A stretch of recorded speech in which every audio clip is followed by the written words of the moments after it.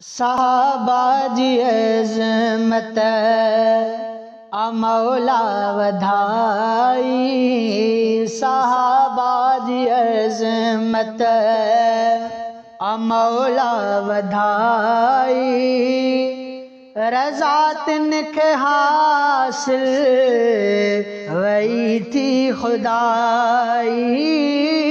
साहबा जी अज़मत मौला वधाई, रज़ा तिनखे हासिल वई थी खुदाई। साहबा जी अज़मत मिली तिनखे सोबत मोहम्मद सचे जी, जहानन जे सरदार अरबी उचे जी। मिली तिनखे सोबत मोहम्मद सचे जी, जहानन जे सरदार अरबी उचे जी, अरबी उचे जी। कयां ॻाल्हि छा तिन जे बख़्तन भले जी, थी ख़ासा वई ख़ासि तिन सां भलाई। साहबा जी अज़मत मौला वधाई, साहबा जी अज़मत मौला वधाई, रज़ा तिनखे हासिल वई थी खुदाई। साहबा जी अज़मत साहबा नबी अज़ीज़न खे घोरियो, ऐं रत जहिड़े रिश्तन क़रीबन खे घोरियो। साहबा नबी अज़ीज़न खे घोरियो, ऐं रत जहिड़े रिश्तन क़रीबन खे घोरियो, क़रीबन खे घोरियो। कसम सां साहबा समूरन खे घोरियो, कसम सां साहबा समूरन खे घोरियो। सचन मुस्तफ़ा सां आयारी निभाई।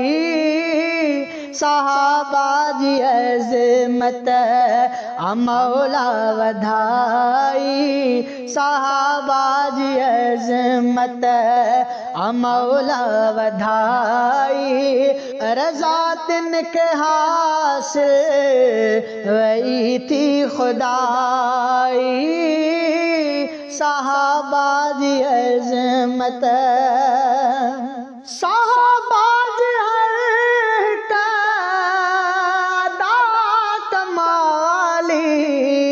प्यारन जी सीरत आहे लाज़वाली।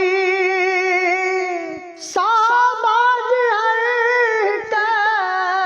अदा कमाली, प्यारन जी सीरत आहे लाज़वाली, आहे लाज़वाली। आहे ज़िंदगी तिने जी सारी मिसाली, आहे ज़िंदगी तिने जी सारी मिसाली। ज़मानो मने थो सचन जी वफ़ाई।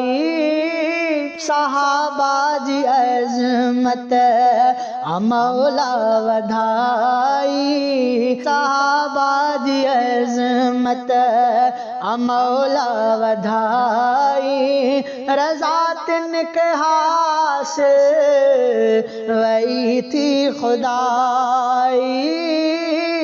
साहबा जी अज़मत हशर दे दिहाड़े खुदा सल्लल्लाहु थारे